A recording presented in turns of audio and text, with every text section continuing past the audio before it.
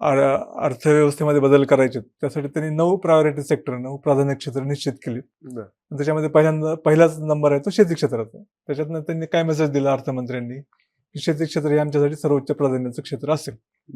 परंतु हे करतानाच ऍक्च्युली मग तरतुदी काय केलं शेती क्षेत्रासाठी, तर मग आम्ही शेतीचे जे काही संशोधन आहे त्याच्यासाठी आम्ही खूप काही करणार आहोत आणि दुसरं भाजीपाला पिकांसाठी क्लस्टर हे करणार आहोत.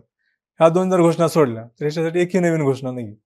त्याच्यामुळे शब्दांचे फुलोरे खूप आहेत परंतु ऍक्च्युअली जी आर्थिक तरतूद आहे ती खूप फारशी काही भरीव नाहीये आणि शेती क्षेत्रासाठी अशा मोठ्या काही घोषणा नाहीये. त्याच्यामुळे त्या अर्थाने जर बघितलं तर मग तसं बघितलं तर ह्याने फक्त एक धोरणात्मक दिशा काय असेल ह्याचं एक हे सूचित केलंय ही त्यातली पॉझिटिव्ह बाब म्हणता येईल. आणि दुसरं की ह्याच्यात नवीन काही नाही. म्हणजे जे नेहमीच्या पद्धतीतलं बजेट असतं तेच शेतीसाठी आहे. त्यामुळे शेतीसाठी ह्याच्यात नवीन काही मिळाले असं काही आपल्याला सांगता येत नाही.